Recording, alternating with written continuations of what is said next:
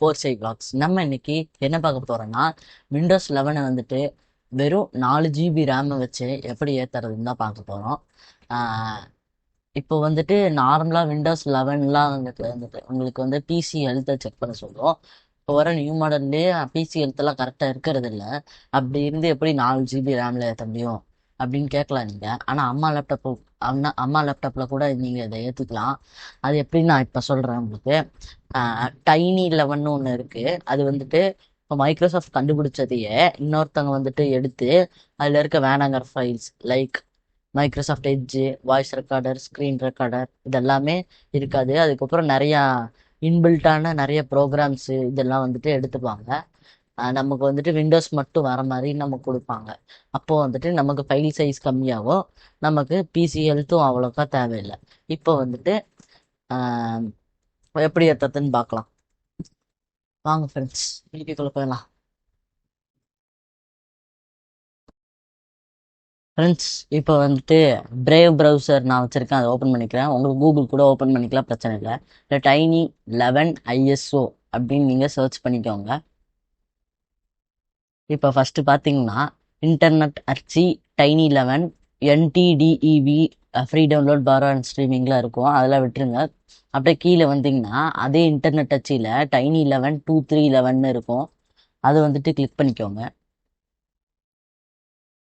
Click பண்ணிவிட்டு கொஞ்சமாக நீங்கள் கீழே ஸ்க்ரோல் பண்ணிங்கன்னா ரைட்டில் டவுன்லோட் ஆப்ஷன்ஸில் ISO இமேஜில் சும்மா கர்சர் வச்சிங்கன்னா டவுன்லோட் ஆப்ஷன் வரும். கிளிக் பண்ணிங்கன்னா டவுன்லோட் ஆயிரும்.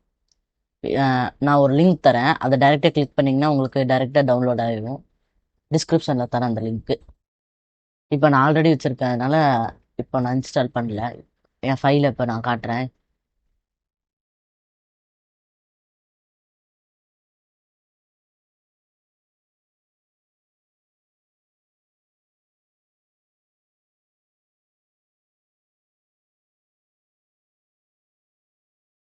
நீங்கள் டவுன்லோட் பண்ணிங்கன்னா இந்த மாதிரி தான் இருக்கும். ISO ஃபைலு CD மாதிரி ஒன்று இருக்கும் நடுவில். இதுதான் ISO ஃபைலு. இப்போ வந்துட்டு இன்னொரு சாஃப்ட்வேர் நீங்கள் ஏற்றணும், ரூஃபஸ்ன்னு. ஆல்ரெடி எல்லாருக்கும் முக்கால்வாசி பேருக்கு தெரியும், இருந்தாலும் காட்டுறேன். ரூஃபஸ் டவுன்லோட்னு போட்டிங்கன்னா ஃபஸ்ட் ஆப்ஷனில் அஃபிஷியல் சைட்டு வரும், அதை கிளிக் பண்ணிக்கோங்க. கிளிக் பண்ணிவிட்டு கொஞ்சம் கீழே ஸ்க்ரோல் பண்ணிங்கன்னா ரூஃபஸ் 4.7.exe ஃபைல்னு ஒன்று இருக்கும். அதை கிளிக் பண்ணிங்கன்னா உங்களுக்கு சேவ் காட்டும். சேவ் கொடுத்தீங்கன்னா டவுன்லோட் ஆக ஆரம்பிச்சிடும்.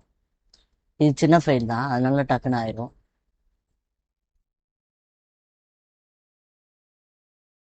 எனக்கு பார்த்தீங்கன்னா இப்போது ரூஃபஸ் ஆயிடுச்சு, டவுன்லோட் ஆயிடுச்சு. இப்போ வந்துட்டு டவுன்லோட்ஸில் போய்க்கோங்க. திஸ் பிசியில் போயிட்டு டவுன்லோட்ஸில் போனீங்கன்னா அந்த ரூஃபஸோட இன்ஸ்டாலர் காட்டும். அதில் ரைட் கிளிக் பண்ணி ரன் ஆஸ் அட்மினிஸ்ட்ரேட்டர்னு இருக்கும், அதை கிளிக் பண்ணிக்கோங்க. கிளிக் பண்ணிவிட்டு அப்டேட்ஸ்லாம் காட்டும், நோவே கொடுத்துருங்க. இப்போதைக்கு அதெல்லாம் தேவையில்லை. இப்போ டிவைசஸில் வந்துட்டு இப்போ நீங்கள் பென்ட்ரைவ் போட வேண்டியது மாதிரி இருக்கும். மினிமம் 8 GB இருந்தாலே போதும். நான் இப்போ என்னோடது இன்சர்ட் பண்ணிக்கிறேன். நான் வந்துட்டு ஆல்ரெடி டைனி 11 சும்மா தான் பண்ணியிருக்கேன். உங்களோட நேம் வந்துட்டு வேறு இருந்தாலும் பிரச்சனை இல்லை, இப்படி தான் இருக்கணும்னு இல்லை. இப்போ செலக்ட் கொடுத்துட்டு உங்களோட ISO ஃபைல் எங்கே இருக்கோ அதை வந்துட்டு கிளிக் பண்ணிக்கோங்க. ஆனால் ISO ஃபைல் வந்துட்டு 3.5 GB இருக்கும், அதுதான் கொஞ்சம் பிரச்சனை. ரொம்ப பெரிய ஃபைலு. இப்போ வந்துட்டு எல்லாமே ஓகே. வால்யூம் லேபிளில் அவங்களே வந்துட்டு டைனி 11 கொடுத்துருவாங்க. இப்போ ஸ்டார்ட் கொடுத்துட்டு ஓகே மட்டும் கொடுத்துருங்க. நான் சொன்னல மினிமம் உங்கள் லேப்டாப்லேயோ இல்லை பிசிலேயோ 4 GB ரேம் இருக்கணும். இப்போ எல்லாத்துக்கும் ஓகே ஓகேன்னு கொடுத்துருங்க. உங்கள் பென்ட்ரைவில் இருக்க டேட்டாலாம் டெலீட் ஆயிரும், அதனால் பேக்கப் மட்டும் எடுத்து வச்சுக்கோங்க. இப்போ இது வந்துட்டு கொஞ்சம் டைம் ஆகும், அதனால் இந்த வீடியோ வந்துட்டு இப்போ ஸ்டாப் பண்ணிக்கிறேன். மறுபடியும் காட்டுறேன்.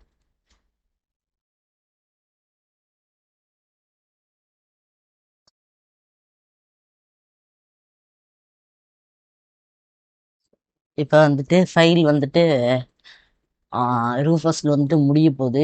99.0 வந்துருச்சு. கொஞ்சம் டைம் ஆகும். உங்களுக்கு வேணுன்னா கொஞ்சமாக ஓட்டிக்கோங்க வீடியோவில்.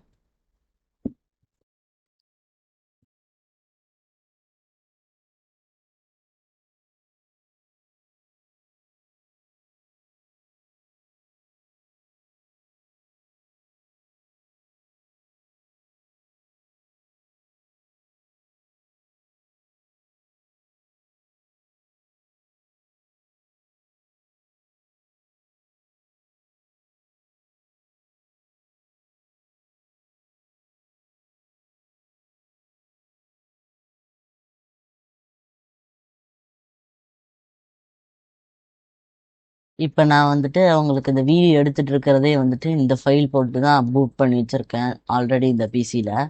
இந்த பிசி வந்துட்டு i3 8th ஜென்னு 2 கோர் இருக்குது இந்த ப்ராசஸரில். 8 GB RAM, 500 GB hard disk ஒன்று, அதுக்கப்புறம் 320 GB ஹார்ட் டிஸ்க் ஒன்று போட்டிருக்கேன்.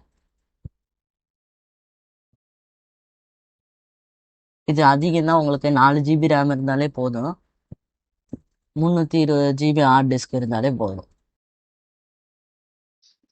இந்த வீடியோ பிடிச்சிருந்துச்சுன்னா லைக் பண்ணிடுங்க, அப்புறம் ஷேர் பண்ணிடுங்க, மறக்காமல் சப்ஸ்கிரைபும் பண்ணிடுங்க. ஏன்னா நிறையா பேர் வந்துட்டு சப்ஸ்கிரைப் பண்ணாமையே இந்த வீடியோஸ்லாம் பார்த்துட்டு இருக்காங்க.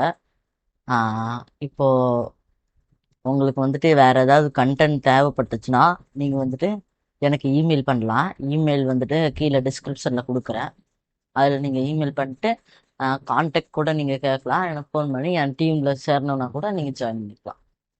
ஓகே ஃப்ரெண்ட்ஸ், பாய்.